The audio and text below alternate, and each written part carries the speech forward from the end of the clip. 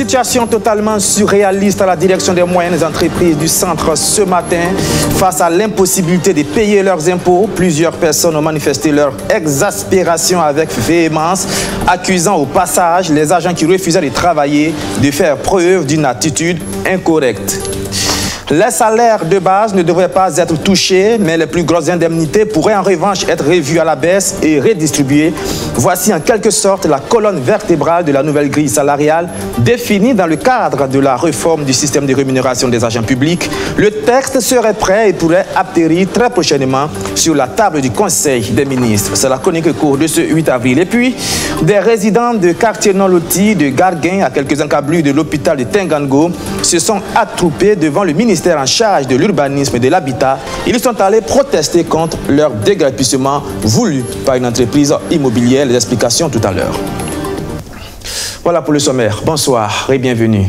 Sachez que nous recevons un invité dans ce journal, la ministre de la Femme, de la Solidarité nationale, de la Famille et de l'Action humanitaire sera l'invitée ce soir et viendra nous parler notamment de la situation des déplacés de Arbinda. Ça sera pour tout à l'heure. Mais avant, eux, ils ont été sommés par l'entreprise immobilière BTM, propriétaire des lieux, de quitter le quartier où ils habitent. Des résidents du quartier non loti de Garguin, à la sortie sud de Ouagadougou, sont allés protester contre cette décision devant le ministère de l'Habitat et de l'Urbanisme. C'était ce matin. Roméo Koeta.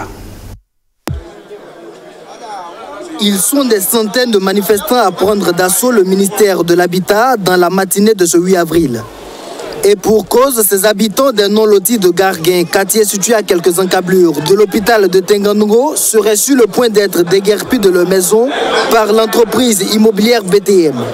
Elle réclame la propriété des terrains sur lesquels ils sont installés.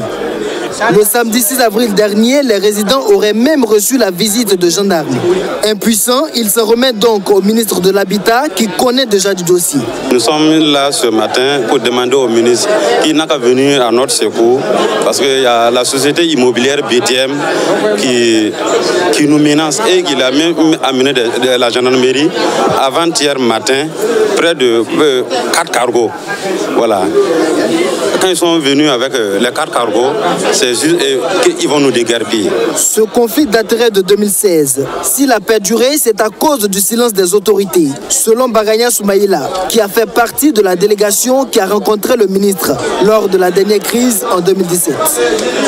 Le ministre nous a promis, on est rentré le voir à huis clos, il nous a promis qu'il allait gérer ces problèmes-là. Depuis 2016. Quand ça a chauffé, on est revenu ici en 2017, on lui a vu. Voilà. Vraiment, bon, c'est la deuxième prise comme ça avec le ministre. Mais chaque fois, on a des conseillers inexistants dans le quartier. Voilà, vraiment, ça ne sert pas nos conseillers qui sont là-bas.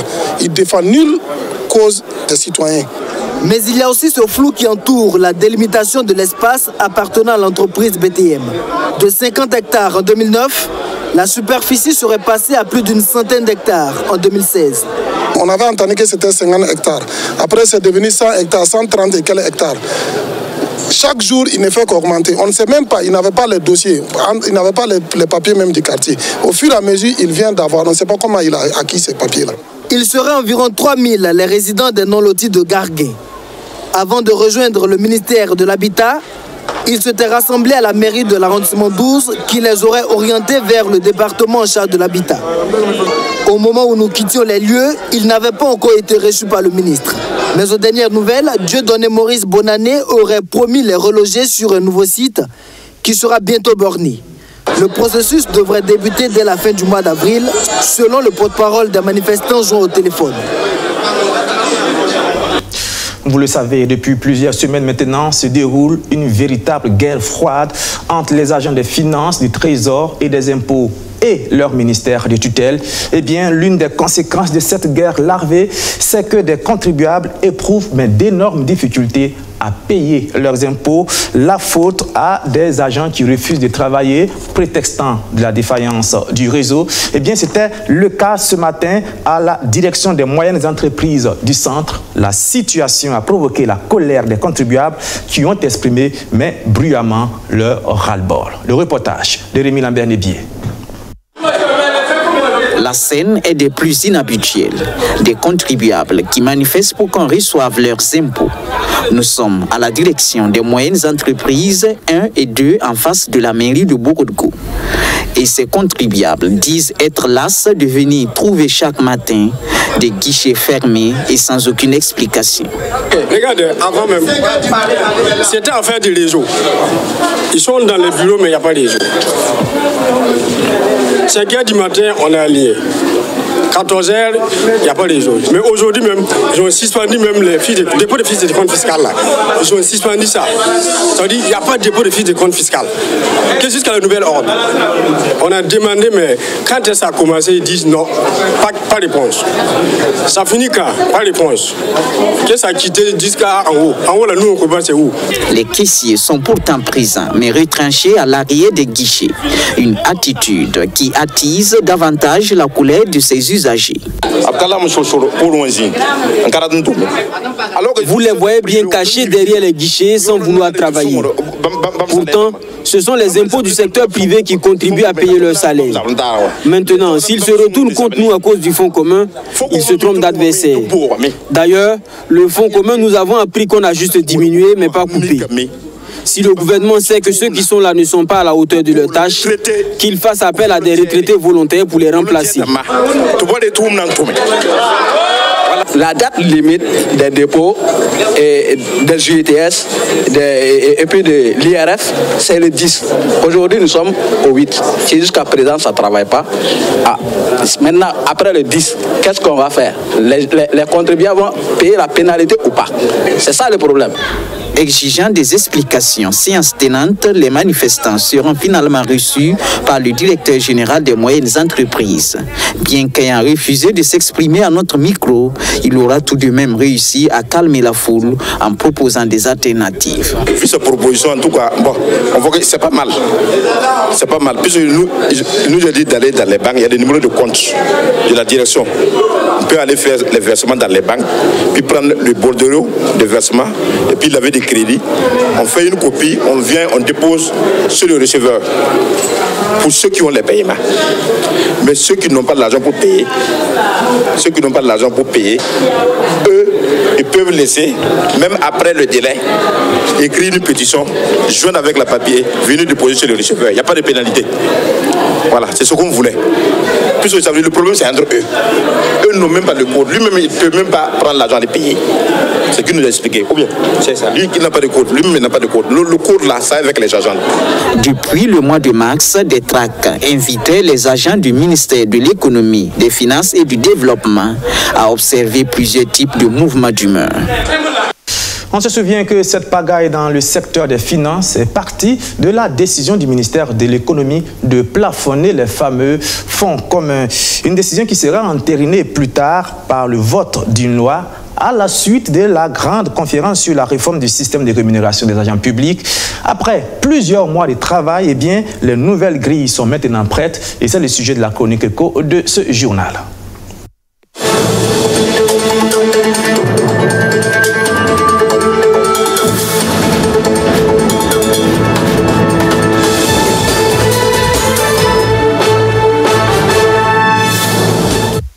Ce n'est pas à une remise à plat au sens propre du terme qu'il faudrait s'attendre, mais plutôt à une juste redistribution des revenus. Le principe d'équité, c'est ce qui prévaut dans la nouvelle grille salariale et indemnitaire en vue. Tout de même, un grand ménage aurait été fait au niveau des indemnités. Contrairement à ce qui se dit, aucun salaire de base ne sera touché. Aucun salaire de base ne sera touché. Et comme il avait été recommandé de rechercher plus d'équité, l'équipe s'est rendue compte qu'il y a des écarts énormes en termes d'indemnité. Dans les mêmes services, deux corps différents peuvent avoir, dans le même ministère plutôt, deux corps différents peuvent avoir des indemnités différentes. Au niveau de la fonction publique, entre les corps, il y a une certaine disparité dans les indemnités. Donc, sur la base des calculs, nous nous sommes rendus compte qu'il peut y avoir au moins 500 000 francs d'indemnités d'écart entre les indemnités de deux agents. Donc c'est la réduction de ces écarts-là que le travail de l'équipe a tenté quand même de proposer. Ce projet de réforme du système de rémunération des agents de la fonction publique amorce sa dernière ligne droite telle qu'annoncée par l'économiste du FASO. Le Conseil des ministres aura le dernier mot. Le gouvernement peut demander des informations complémentaires, le gouvernement peut rejeter complètement ou bien il peut l'adopter intégralement. Mais nous pensons quand même que comme le suivi a été assuré par des ministres du gouvernement, peut-être que l'adoption ne doit pas poser de problème. Mais là-dessus aussi, nous avons des informations qu'au sein même de l'exécutif, il y a certaines réticences. Il y a certains corps de métier qui ont quand même des réticences et certains ministres qui s'opposent ouvertement à la prise en compte de certains corps dans cette grille. Parce qu'ils estiment qu'il y a certains corps qui sont autonomes ou qui sont régis par d'autres textes. Et ils estiment que ces corps-là ne peuvent pas être pris en compte dans le cadre de cette nouvelle grille-là. Donc, ce sont des agents publics en dehors du statut général. Et tout ce problème se pose seulement parce que la loi constitutionnelle sur le statut général de la fonction publique n'a pas été adoptée. Si cette loi avait été adoptée, et je pense que c'est sur la base de cette loi que les décrets pouvaient être élaborés. Des rumeurs qui confirment que ce projet de remise à plat des salaires n'a pas encore livré toutes ses péripéties.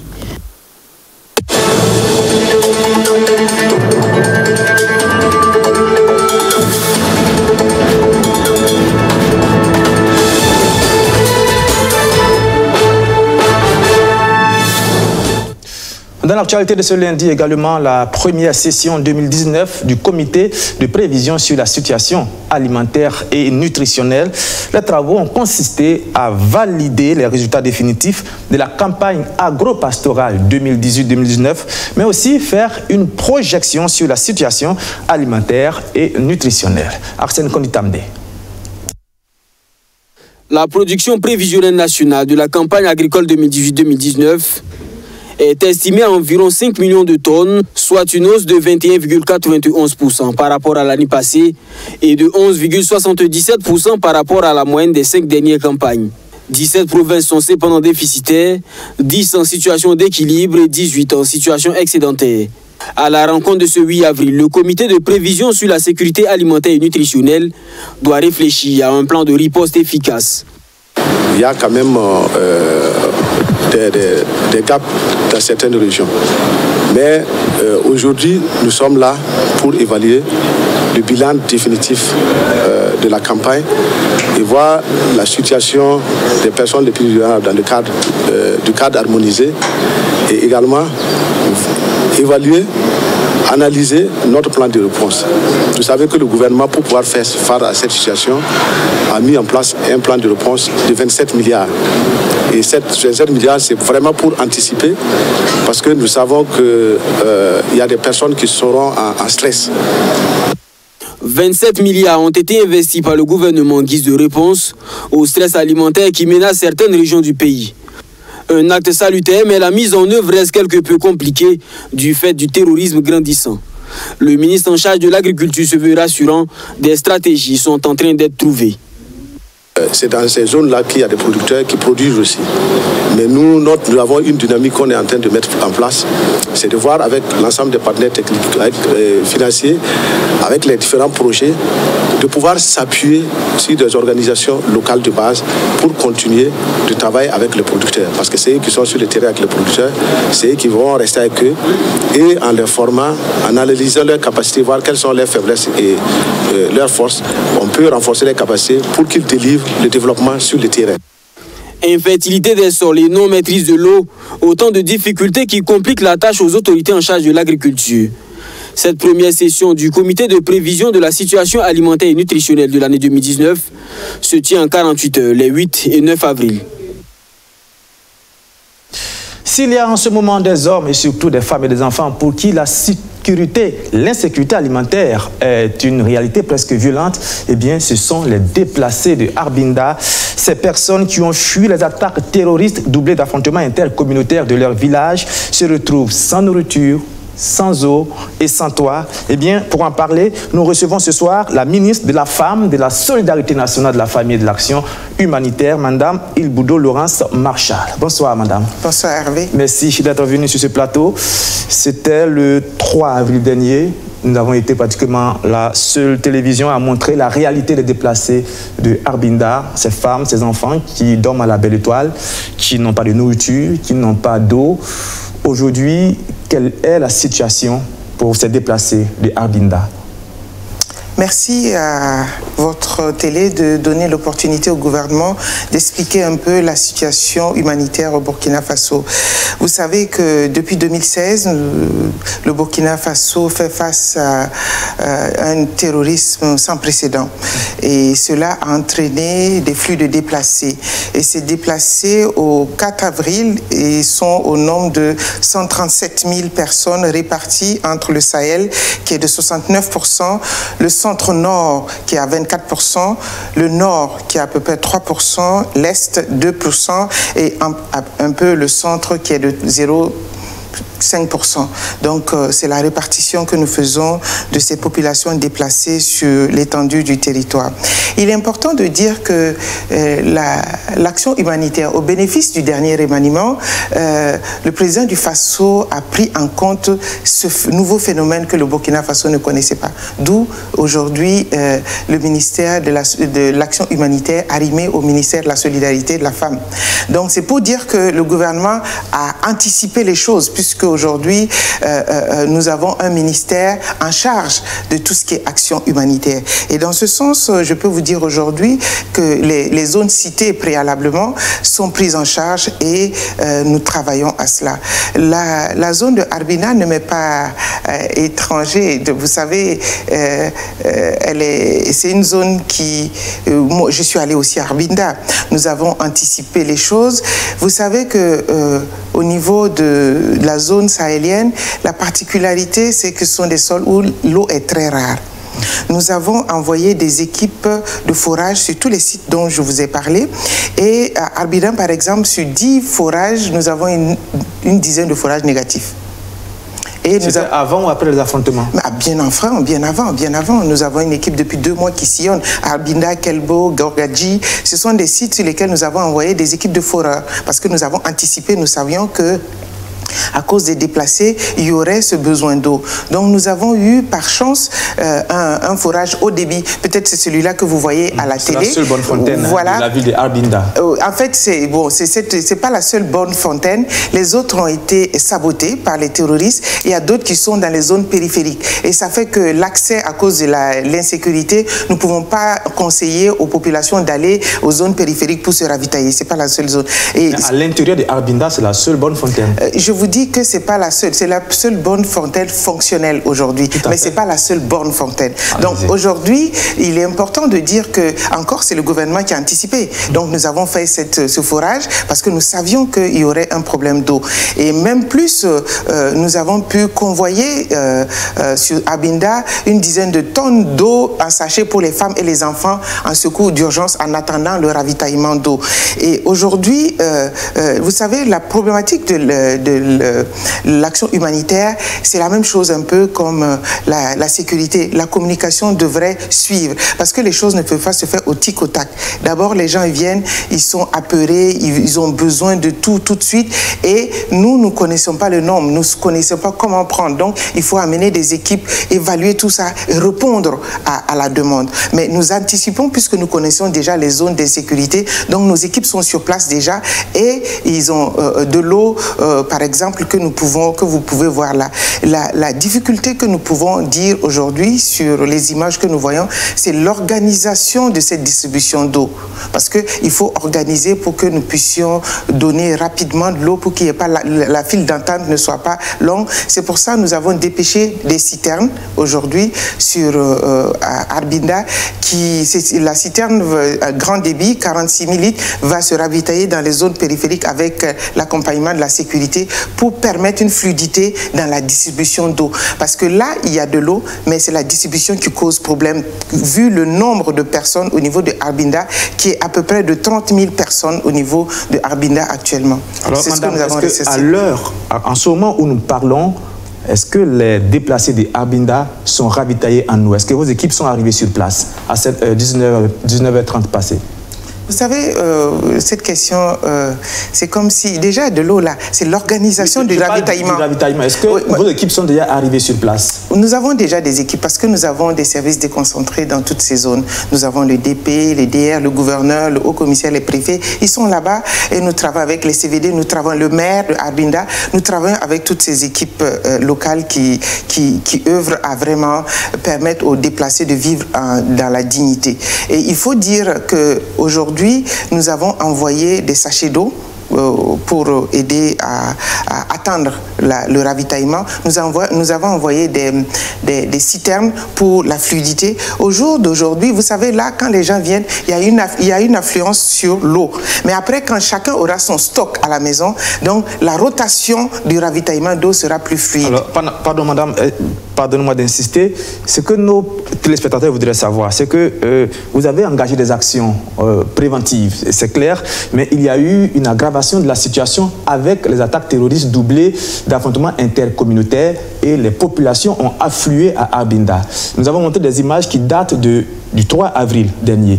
Aujourd'hui, nous sommes le 8 avril. Est-ce qu'entre le 3 et le 8 avril, des actions supplémentaires ont été menées? Est-ce que vos équipes qui sont en route sont arrivées? Est-ce qu'après le 3 avril, quelque chose de nouveau a été fait? Vous savez, je vous ai dit, peut-être que je ne me fais pas bien comprendre, nos équipes sont déjà sur place. La réponse à l'action humanitaire n'est pas comme un ordinateur où vous cliquez et puis c'est ça. Il y a toute une procédure qui faut prendre en place. Vous savez, madame, je pose la question parce que quand il y a eu la situation à Yirgou pour les déplacés des Bassalgo, j'y étais, il y a eu une réaction avec une grande promptitude du gouvernement. Vous avez fait un travail mais formidable. Il y avait les tentes qui sont venues très rapidement, des latrines qui ont été installées rapidement. Il y avait eu la réalisation en quelques jours d'un forage pour les déplacés. Les médecins se sont déployés, les psychologues étaient sur place. J'y étais, c'était exceptionnel. En quelques jours seulement, le gouvernement burkinabé a fait un travail formidable. C'est pour cela que je pose la question, est-ce qu'aujourd'hui, Arbinda bénéficie de ce même traitement? Oui, je vous assure que c'est le même protocole. C'est le même protocole qui est pris partout parce que tous les Burkinabés, selon la Constitution, à son article 1, naissent libres et égaux en droit. Donc, ils ont les mêmes droits et c'est le même protocole que le ministère prend en charge. Mais il faut que vous puissiez comprendre quelque chose. L'action humanitaire s'entend avec beaucoup de préalables. Et ce sont ces préalables que nous sommes en train de faire pour répondre aux besoins des populations. Si vous partez aujourd'hui à Arbinda, vous allez voir qu'il y a la distribution des vivres. Nous travaillons en étroite collaboration avec les partenaires, les ONG, les Nations Unies, avec toutes les agences des Nations Unies. Et nous travaillons aujourd'hui, les chiffres que nous vous donnons, nous avons travaillé avec OCHA, où nous avons recensé par région les déplacés et nous anticipons les choses. Aujourd'hui, sur Arbinda, il y avait déjà un protocole de prise en charge, mais avec cette attaque et ce conflit intercommunautaire, ça a augmenté et nous ne nous attendons pas à ce chiffre. Mais heureusement, le ministère avait anticipé en faisant ces forages, en envoyant les équipes de foreurs, parce que imaginez-vous si on n'avait pas fait, et c'était maintenant seulement nous allons faire les forages. Là, les forages sont faits et maintenant nous avons vu la difficulté, c'est le ravitaillement. Donc nous allons travailler à ravitailler et au jour d'aujourd'hui, je peux vous assurer que les familles ont eu le stock. En fait, c'est ça. Si tout le monde veut de l'eau en même temps, c'est difficile. Mais quand on fait le stock et chacun a son eau, maintenant le ravitaillement devient plus fluide et nous avons envoyé aussi une citerne qui va aider à fluidifier le ravitaillement. Et nous avons l'intention aussi, les équipes sont parties pour faire des châteaux d'eau, pour faire des ravitaillements au robinet. Donc tout ça, ça sera fait pour les populations. Donc dans les tout prochains jours, les déplacés de Arbinda seront à l'abri du manque d'eau. Il y a le manque d'eau, mais il y a aussi le manque de nourriture et aussi le manque de toit. On voit des familles, des pères de famille, des femmes, des enfants qui dorment à la belle étoile. Notre journaliste Rémi Lambenebier l'a bien montré. Qu'est-ce qui est prévu aussi dans ce sens-là? Vous savez que la prise en charge des personnes déplacées s'entend en 3 niveaux. Le premier niveau, c'est l'urgence. L'urgence, c'est ce que vous voyez, l'eau, les soins psychologiques, les soins santé physique et l'abri. toilettes, assainissement, tout ça, ça fait partie de l'urgence. Et nous sommes en train de répondre à cela parce que les médecins vont y aller et la prise en charge psychosociale va être engagée pour le deuxième tour. C'est de permettre aux déplacés de se retrouver, d'avoir un plan de vie et de faire le recensement. Après le plan de vie, nous allons les aider avec l'insécurité, avec la sécurité que nous allons faire selon certaines zones, les réinsérer dans leur zone d'origine ou dans les zones choisies par les personnes déplacées. Donc c'est un paquet, c'est une prise en charge globale que nous faisons au niveau de l'action humanitaire avec les personnes déplacées. Mais il ne faut pas seulement oublier les personnes déplacées, il y a aussi les personnes réfugiées. Parce qu'après, vous allez sortir, vous allez dire, voilà, nous avons le conflit des voisins, deux fois nous a amené d'autres... Un camp de réfugiés dans la région. Voilà, donc vous voyez tout ça, c'est des actions que notre ministère travaille à vraiment permettre à toutes ces populations de rester dignement au bout. Vous dites que vos équipes sont allées sur place. Est-ce que vous êtes allé vous-même sur place depuis le 3 ? Non, depuis le 3, je ne suis pas allée parce que le ministre de la Défense et le ministre de l'administration territoriale sont déjà allés. L'action du gouvernement est collégiale. Vous avez passé juste quelques heures là-bas. Hein? Non, vous savez que le plus important, ce n'est pas passer une journée, c'est de pouvoir déceler le problème et de le résoudre. Le temps que nous durons... Psychologiquement, ça pourrait faire du bien à ces déplacés de voir que les autorités sont autour d'eux. Mais vous savez que nous communiquons beaucoup. Vous savez, il y avait une insécurité avant cela. Moi, j'ai passé plus d'une demi-journée là-bas. Hein. Je suis parti du matin au soir. Et le jour où j'étais, il y avait l'attaque de Gassaliki qui était là. Nous sommes restés avec les populations, toutes les communautés, nous avons parlé avec eux. Et nous sommes toujours en contact avec ces communautés qui nous appellent quand il faut pour être là. Il faut dire que les journalistes aussi doivent nous aider parce que autant la sécurité veut que la communication se passe bien pour tout le monde, autant la communication devrait aussi se passer par l'action humanitaire parce que c'est un maillon très sensible pour la population. Alors, madame, dernière question. On imagine que tout ce plan doit coûter très cher. Comment est-ce que le gouvernement réussit à avoir des fonds pour prendre en charge ces 137 000 déplacés sur le sol burkinabé? Pour l'instant, au jour d'aujourd'hui, vous savez, vous avez vu que où vous êtes parti, le gouvernement était présent. Donc, c'est déjà quelque chose pour montrer le leadership du gouvernement par rapport à la prise en charge des personnes déplacées et les réfugiés. Nous avons dépensé au jour d'aujourd'hui plus de 800 millions sans additionner l'apport des partenaires et des ONG. 800 millions que l'État a déboursé sous les fonds propres de l'État. Et nous avons aussi l'action des autres partenaires qui vont être conjugués. Nous avons fait un plan référentiel que le 14 février, que nous avons donné aux journalistes. Pour mobiliser 100 millions de dollars, c'est ça? Oui, qui revient à peu près à 55 milliards de francs CFA. Mais il faut bien dire que les 55 milliards de francs CFA, ce n'est pas de l'argent qu'on donne au gouvernement. C'est l'apport que des partenaires donnent à travers certains gestes, à travers certaines actions qu'ils vont poser à l'endroit des personnes déplacées. Mais il faut dire aussi que ce plan est global. Il tient compte de l'éducation, parce que vous savez, par exemple, sur le camp de Foubé et le camp de Barsalgo, nous avons électrifié, nous avons mis de l'école, nous avons fait un espace enfant pour les petits-enfants qui ne sont pas en âge d'être scolarisés, pour permettre aux parents de travailler et de pouvoir discuter pour avoir un plan de vie. Donc, vous voyez que c'est toutes ces actions et l'action de... Vous savez qu'on parle de bétail. Et quand on parle de bétail, on sait qu'il y a les ressources animales. Donc, c'est un plan global pour tout le monde. Donc, c'est pour dire que le gouvernement sait que nous devons prendre tous les Burkinabés de manière équitable.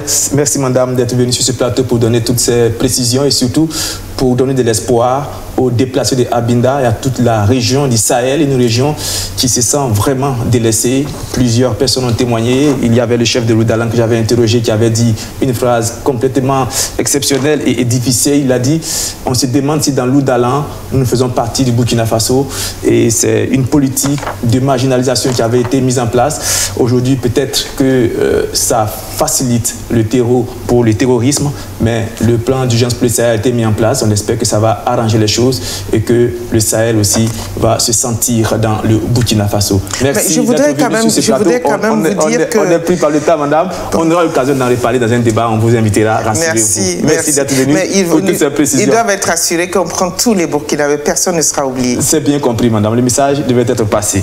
Voilà. Et la suite de ce journal maintenant avec cette audience que le Premier ministre a accordée au comité de pilotage de la TNT ce matin. Il a été question de la redevance à payer par les structures concernées.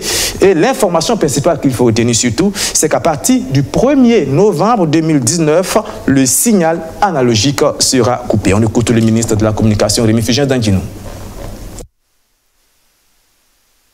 Nous avions à l'ordre du jour un certain nombre de points, notamment la question de la redevance à payer par les acteurs, la question de la taxe de l'extinction du signal et également la question du modèle économique de la SBT afin d'assurer donc l'accès de tous les Burkinabés à l'information, mais également de garantir un fonctionnement adéquat de cette structure.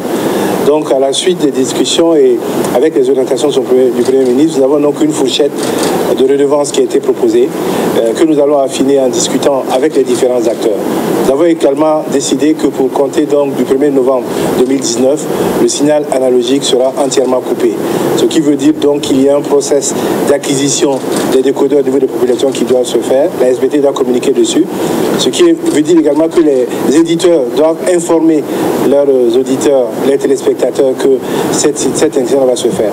Troisième élément, c'est d'assurer à travers donc un financement adéquat et pérenne de la SBT cette obligation de l'État de donner à tous les Burkinabés une information, y qu'ils soient à l'intérieur du territoire national. Productif pour terminer, l'ONG Maristop International a procédé à une restructuration de ses services à Koudougou. Le centre des jeunes et la clinique ont été affectés dans la même enceinte et le bâtiment a été inauguré la semaine dernière. Abdourazak Traoré. En une décennie d'existence, l'ONG Maristop International s'est positionnée comme un levier incontournable dans la défense des droits fondamentaux des femmes et des couples de décider librement du nombre et de l'espacement de leurs enfants. En 2013, quand elle s'implantait dans la cité du Cavalier Rouge, l'ambition était sans embâche. Offrir aux jeunes de moins de 24 ans les services de santé sexuelle et reproductive dont ils ont besoin pour leur épanouissement.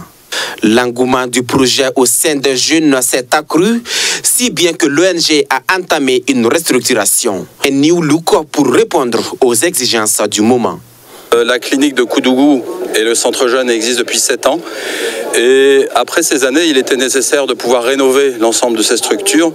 Et nous avons pensé qu'il était important également de fusionner le centre jeune et la clinique de Koudougou de manière à apporter les services, non seulement les services de planning familial, mais également les services obstétricaux aux jeunes, en fusionnant donc le centre jeune et la clinique de Koudougou, de Maristops. Nouveau système présenté aux forces vives de la région du centre-ouest, sous les yeux des jeunes, principales cibles de l'ONG Maristop International. Les jeunes représentent presque 75% de la population au Burkina Faso et nous avons pensé qu'il serait intéressant d'avoir dans la clinique de Koudougou 2 entrées, une spécifiquement pour les jeunes et une pour le reste de la population, de manière à préserver l'intimité de ces jeunes. Donc vous pouvez voir ici des installations spécifiques destinées aux jeunes comme une salle de lecture, une salle internet, un cybercafé et une salle audiovisuelle. Le parrain de la présente cérémonie n'est pas jeune, mais visiblement, il est le plus épanoui du jour. Se faisant porte-voix de la jeunesse, le maire de Koudougou loue cette restructuration.